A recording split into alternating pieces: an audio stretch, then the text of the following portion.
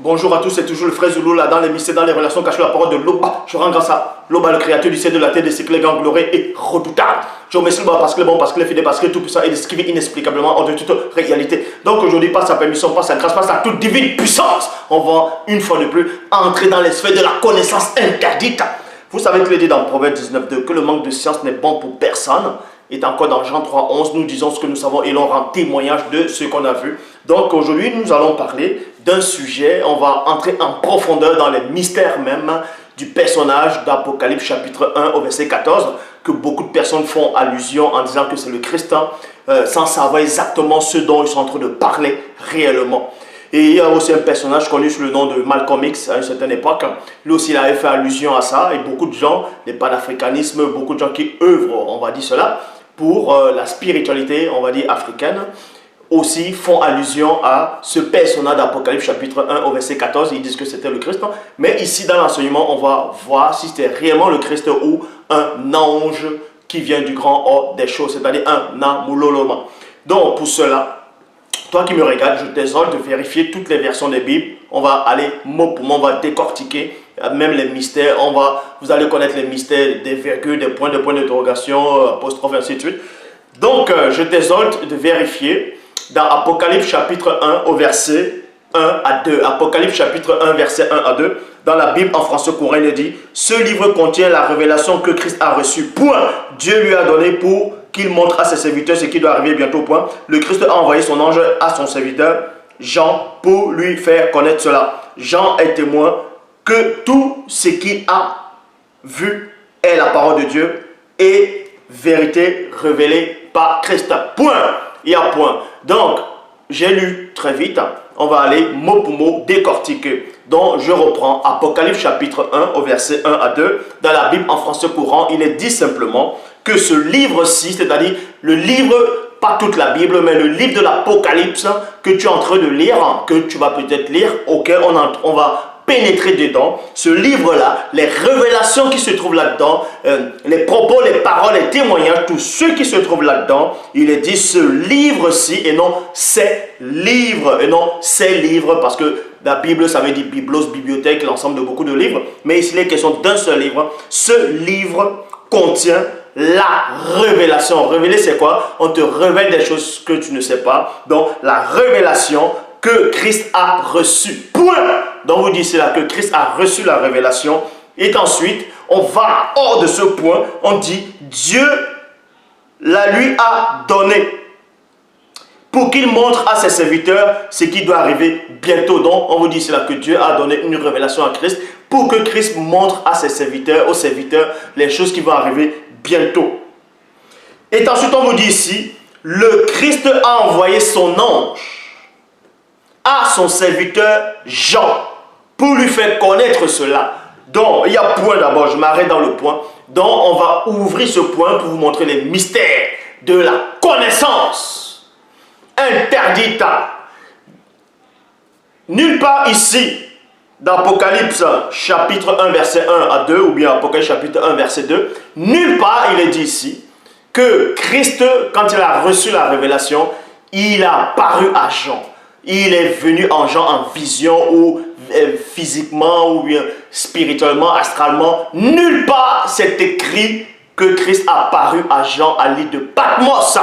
Or, c'est plutôt écrit que Christ a donné la révélation que Dieu lui a donnée à un ange, à son ange, et c'est son ange qui a apparu à Jean. Est-ce que vous comprenez? Ce n'est pas Christ qui a apparu à Jean à l'île de Patmos, c'est l'ange que Christ a envoyé qui a apparu. On va relire cela. Ce livre contient la révélation que Christ a reçue de Dieu, point. Dieu le lui a donné pour qu'il montre à ses serviteurs ce qui doit arriver bientôt. Le Christ a envoyé son ange, le Christ a envoyé son ange, le Christ a envoyé son ange, et non le Christ a apparu. Mais le Christ a envoyé son ange à son serviteur Jean pour lui faire connaître cela. Donc, le personnage, l'entité ou celui qui va apparaître à Jean ne sera pas le Christ. À l'île de Patmos, ça va être tout simplement l'ange que Christ a envoyé. Et on vous dit ici dans la suite, Jean est témoin que tout ce qu'il a vu est la parole de Dieu, de Loba, et vérité révélée par Christ. Vérité révélée par Christ, pas directement à Jean, mais par l'envoi de son ange pour que l'ange puisse révéler cela à Jean. Et on va donc poursuivre. Apocalypse chapitre 1 au verset 19, traduction du monde nouveau.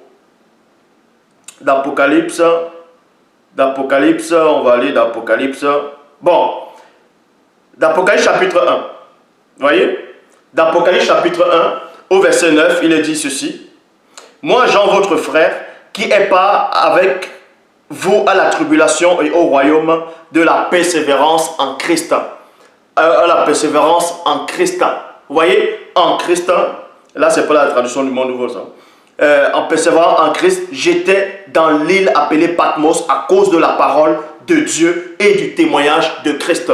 Donc, Jean dit ici dans Apocalypse chapitre 1 au verset 9, moi, Jean, votre frère, et qui est part avec vous à la tribulation et au royaume et à la persévérance en Christ,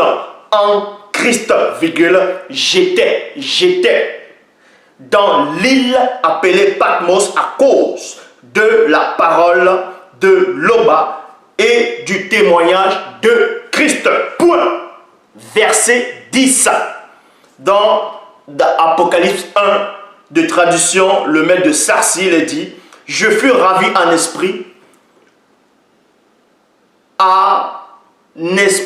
un jour de dimanche.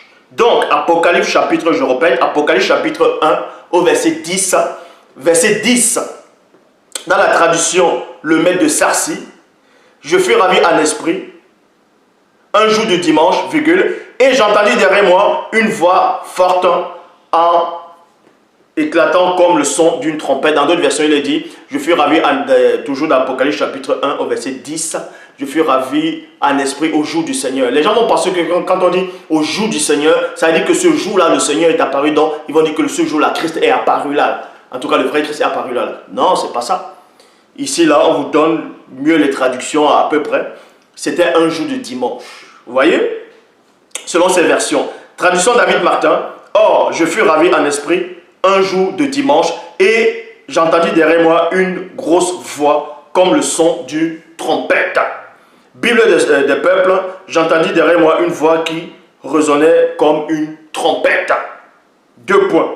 Verset 11 d'Apocalypse 1, Bible des peuples, il est dit, écris ce que tu vois. Écris ce que tu vois, disait-elle plutôt, et envoie-les aux 7 églises. À Éphèse, vous voyez, il y a 7 églises ici, en tout cas selon le livre de l'Apocalypse. À Éphèse, Smyrne, à Pégame, à Thyatire, à Sardis, à Philadelphie, à Laodicée. Donc, il a entendu une voix qui s'est mise à lui parler. La voix, c'est-à-dire il y a eu un contact avec cette voix-là. Et dans le verset 12 à 13 d'Apocalypse 1, il est dit, je me retournais pour voir qui me parlait. Dans d'autres versions, on dit, je me retournais pour voir la voix. Vous voyez? Est-ce qu'on peut voir une voix? Bien sûr qu'on peut voir une voix. Mais ici, là, on va prendre ici, je me retournais pour voir qui me parlait. Qui me parlait? Point. Alors, je vis 7 lampes d'or. Au milieu d'elles se tenait un être semblable à un homme, point virgule. Il portait une robe qui lui descendait jusqu'aux pieds et une ceinture d'or autour de la taille. Point. Donc, on va d'abord s'arrêter dans ce verset, dans ce chapitre, et on va vous démontrer une bonne fois pour toutes, et encore comme d'habitude, qu'il n'y a qu'un seul enseignant. Que quand Loba mandate quelqu'un, il ne lui donne pas l'esprit avec mesure. Il y a toujours eu un enseignant, il est là et il restera le seul unique enseignant. Donc, ici, je vais relire Apocalypse chapitre 1, verset 12 à 13. Je me retournais pour voir qui me parlait. Alors, je vis 7 lampes d'or. Au milieu d'elles se tenait un être. Remarquez ici que Jean, dans aucune version, il a dit que cet être-là, c'était le Christ. Jean n'a pas dit ici là qu'il a vu le Christ. Jean n'a pas dit ici qu'il a vu le Christ. Donc, il n'a pas dit que ce personnage c'était le Christ, il n'a pas dit que c'était le Seigneur, il n'a pas dit que c'était JC comme vous voulez, dans votre version. Mais il dit ici, il a vu un être semblable à un homme, il portait une robe qui lui descendait jusqu'aux pieds et une ceinture d'or autour de la taille. Dans d'autres versions, il est dit, je vis quelqu'un, ici là c'est un être. Donc vous allez me poser là, vous allez forcément dire, avec vos raisonnements, que quand Christ est monté, forcément, il est devenu pur esprit. Oui, il est devenu pur esprit. Et en tant que pur esprit, vous allez forcément me dire, Jean ne l'a pas reconnu. Vous allez me dire, mais Jean l'a connu que physiquement. Jean ne l'a pas connu en tant qu'esprit même. C'est pour ça qu'il n'a pas pu reconnaître. Non, on va démolir cette hérésie. On va démolir ce raisonnement qui ne tient pas la route.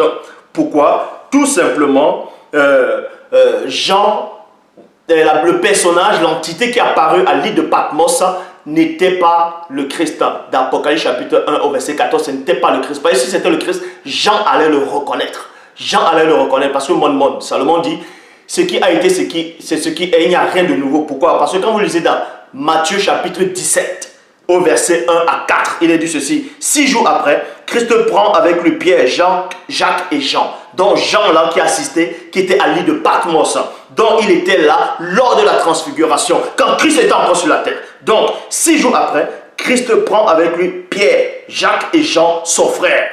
Et il est conduit à l'écart sur une haute montagne. Point. Il fut transfiguré devant eux. Son visage resplendit comme le soleil et ses vêtements deviennent blancs comme la lumière. Et voici Moïse, c'est-à-dire Boussi et Élie, leur apparut, s'entretenaient avec lui. Vous voyez? Donc, dans la suite, on dit quoi? Pierre, prenant la parole, dit à Christ, Seigneur, il est bon que nous soyons ici. Si tu le veux, je dresserai ici 3 tentes. Une pour toi, une pour Élie. Non, c'est-à-dire une pour Boussi, une pour Élie. C'est-à-dire B. Matthieu chapitre 17, au verset 9, Bible second 21. Comme il descendait, là c'est plus tard quand les Boussis tous ont disparu, quand il descendait de la montagne, Christ leur donna cet ordre. Christ leur. Mais nous savons qu'avant c'est Dali qui avait parlé.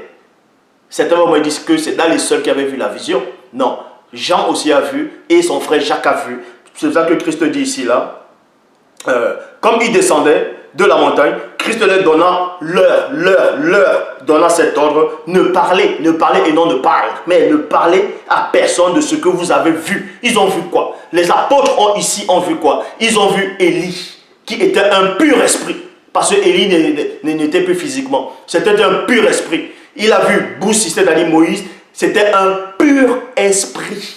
Ce qui veut dire que les apôtres qui étaient là, qui ont assisté à la transfiguration, et quand ils ont vu Boussi, c'est-à-dire Moïse et Élie qui est bête, qui ont apparu à Christ, c'était des purs esprits. Or, ces apôtres-là n'avaient jamais connu Moïse ou Élie physiquement. Ils ne les avaient jamais connus physiquement. Mais comment ils ont fait pour les reconnaître? Comment ils ont fait pour savoir que c'était Élie, c'était Moïse? Comment ils ont su ça alors qu'ils n'ont jamais vu? Tout simplement parce que c'est l'esprit de Loba, c'est le Saint-Esprit qui les a révélés. Parce que la même parole dit quoi? Aucun des hommes connaît en effet les choses de Dieu si ce n'est l'Esprit de Dieu qui est en lui. Vous voyez? Donc tu ne peux pas connaître les choses de Dieu si tu n'as pas l'Esprit de Dieu. Donc ici, là, vous comprenez ici que Jean Ali de Patmos aussi, quand il a vu ce personnage d'Apocalypse chapitre 1 jusqu'au verset 14, ça pouvait pas être le Christ, sinon il allait aussi le reconnaître. De même que Jean avait reconnu dans Matthieu 17 et a reconnu Moïse et Élie qui étaient des purs esprits. Ce personnage dans l'Apocalypse chapitre 1, verset 14 aussi, c'est un pur esprit. Jean allait le reconnaître. Mais nulle part il a dit que c'était le Christ parce que ce n'était pas le Christ. On va encore mieux vous le démontrer. Pour cela, on poursuit Apocalypse chapitre 1 au verset 14 à 15. Ça, c'est le passage que beaucoup ont utilisé déjà pour dire que c'était le Christ. Mais vous êtes tous gourés par rapport à ce verset. Parce que le seul enseignant, c'est celui qui est en face de vous. Donc, Apocalypse chapitre 1, au verset 14 à 15. Bible, parole de vie. Bible en français courant, dit, ses cheveux étaient blancs comme la laine et comme de la neige. Et ses yeux flamboyaient comme du feu. Ses pieds brillaient comme du bronze poli, purifié au four, et sa voix résonnait comme de grandes chutes d'eau. De grandes chutes d'eau. Donc on donne la description de ce personnage d'Apocalypse chapitre 1 au verset 14. Et on sait que c'est, on parlait ici, en tout cas c'est un personnage, c'est un noir si vous voulez. C'était pas un blanc, c'était pas un métis ou un arabe, c'était un noir. Ça, je vous l'accorde, ça je l'ai déjà démontré. Certes, c'était un noir ici, là. C'était la description d'un noir ici. Mais nulle part, c'était pas le Christ. Ce personnage, c'était pas le Christ, c'était un ange. C'était un ange. Ça, je vais encore vous le démontrer. Pourquoi? Parce que la même description, vous voyez la même description aussi, à peu près la même description dans Daniel chapitre 10 au verset 6. Je répète, Daniel chapitre 10 au verset 6. Nouvelle Bible seconde. Son corps était comme du chrysolite, son visage comme l'aspect de l'éclair, ses yeux comme un feu flamboyant, ses bras et ses jambes comme l'éclat de l'airain poli, et sa voix comme une multitude. Apocalypse chapitre 1 au verset 16. Bible de la liturgie, il dit ceci. Il avait dans sa main droite, ce personnage dans Apocalypse chapitre 1 verset 14, il est dit dans Apocalypse chapitre 1 verset 16, il avait dans sa main droite 7 étoiles. De sa bouche sortait un glaive acéré. Le glaive c'est l'épée, acéré à 2 tranchants. Point. Son visage brillait comme le soleil dans sa puissance. Vous allez voir ici là que ce personnage là, il n'est pas le seul à qui on va dire sa bouche était comme l'épée, ou bien l'épée sortait de sa bouche. Il n'était pas le seul, et il n'est même pas aussi le seul à qui son visage brillait comme le soleil. Donc dans Ésaïe chapitre 49 au verset 2, il est dit ceci. Il a fait de ma parole une épée tranchante. Il a fait de ma parole une épée tranchante et il m'a caché à l'abri de sa main. Il a fait de mon message une flèche pointue dissimulée dans son carquois. Vous voyez ici là, même cet homme-là de Dieu aussi, sa bouche, en tout cas on parle de son côté spirituel. Le côté spirituel, quand Dieu te mandate, ta parole devient comme une épée. Vous voyez, ta parole elle devient comme une épée, ta parole devient une épée si vous voulez. C'est la même chose qui s'est passé dans Apocalypse chapitre 1 au verset 16. On dit ici là, il avait dans sa main droite 7 étoiles. De sa bouche sortait un glaive acéré à 2 tranchants. Parce qu'il dit dans Hébreux 4:12, la parole de Dieu est vivante, efficace, et plus tranchant qu'une épée quelconque à 2 tranchants pénétrants jusqu'à partager en esprit jonctueux et moelle, et juge les sentiments et les cœurs.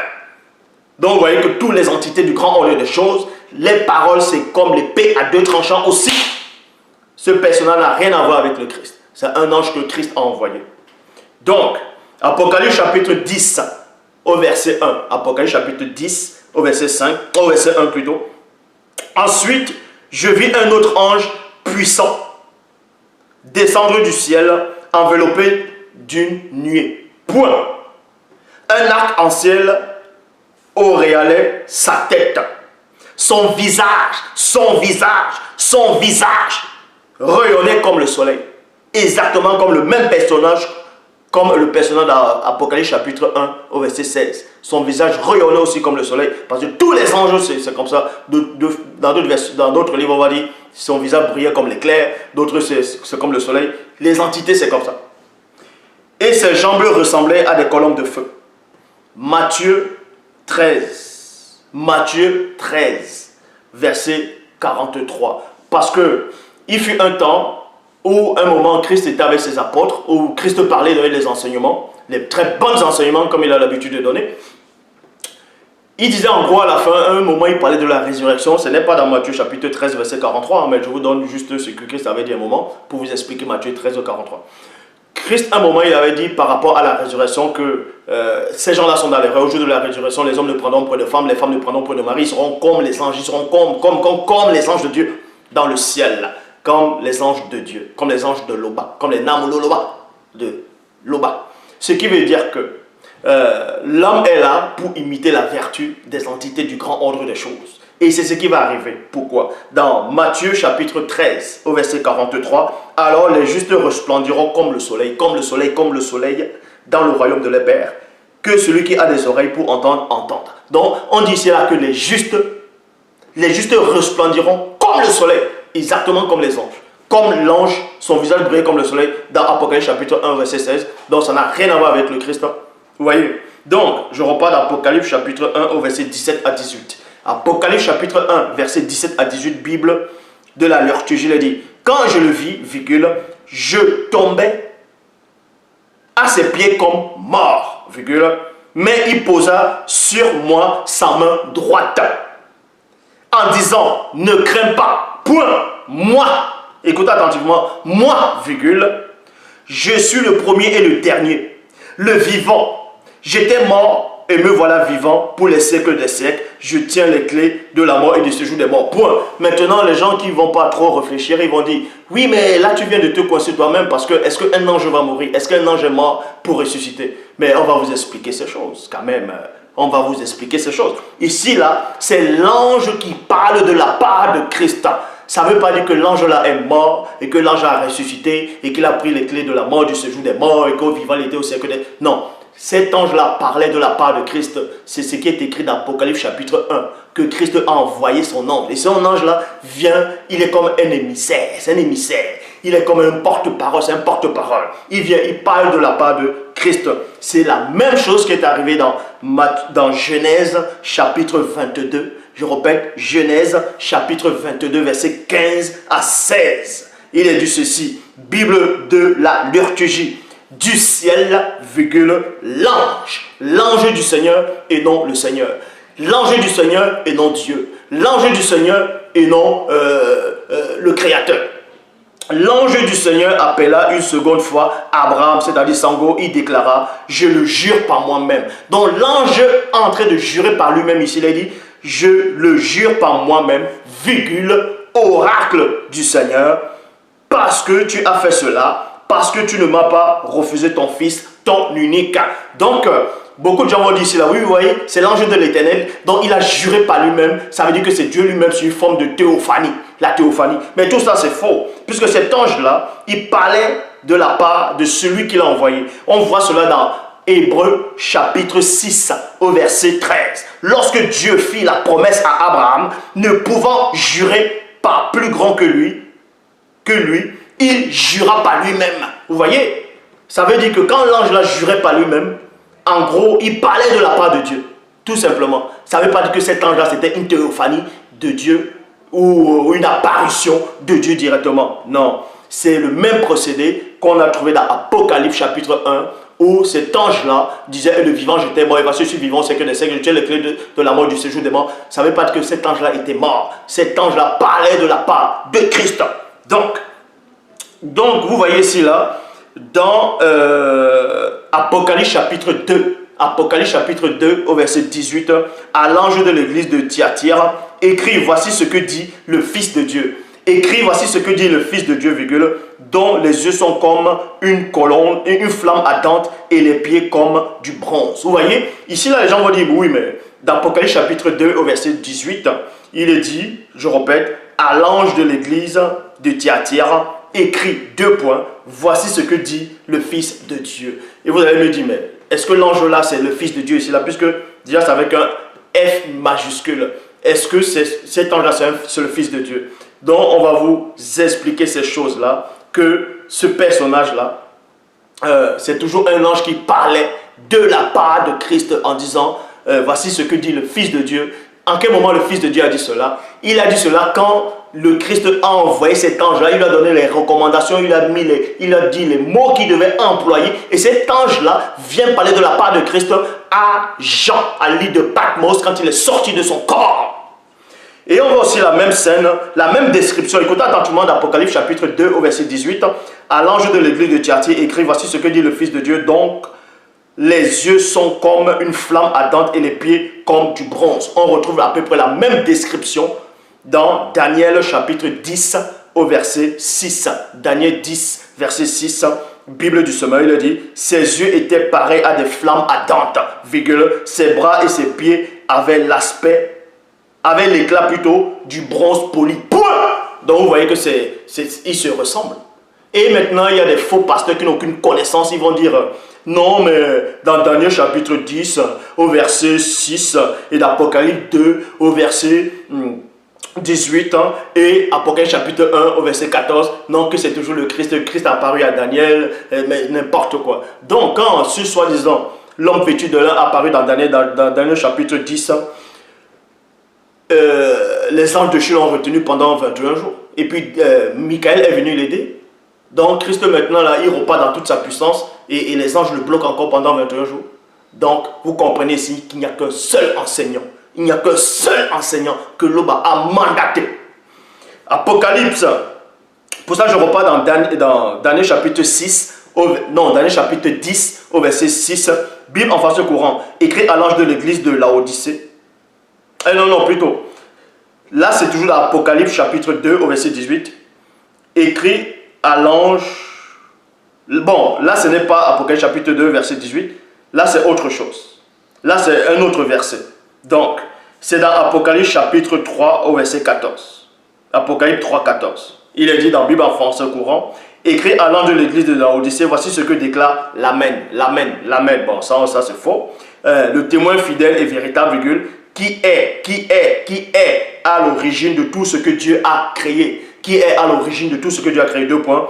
Toujours dans Apocalypse chapitre 3 au verset 14, Bible, parole de vie, il dit, écrit à l'ange de l'église de Laodicée, voici le message de celui qui est vraiment le oui, O-U-I, oui de Dieu. Mais s'il y a le oui de Dieu, il y a le nom de Dieu. C'est qui est le nom? Pas le nom, moi je parle du nom N-O-N et non N-O-M. Ici, là, on dit ici, c'est vraiment le oui de Dieu. Bon, s'il y a le oui de Dieu, il y a le nom. Il est le témoin fidèle qui dit la vérité. Il est à l'origine de tout ce que Dieu a créé. Bon, on dit ici, là, il est à l'origine. Dans d'autres versions, on dit il est l'auteur. Bon, dans traduction, le maître de Sarcy, voici ce que dit celui qui est la vérité même. Qui est la vérité même, virgule, le témoin fidèle et véritable, le principe de tout ce que Dieu a créé. Le principe de tout ce que Dieu a créé. Bon, on dit ici là, la vérité même. La vérité même, c'est qui?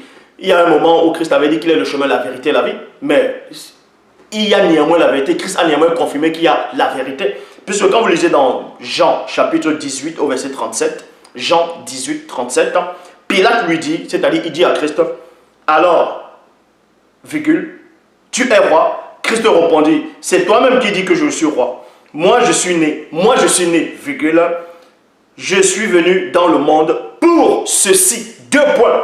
Rendre témoignage à la vérité et non rendre témoignage de moi-même. Et non rendre témoignage de moi-même. Mais rendre témoignage à la vérité.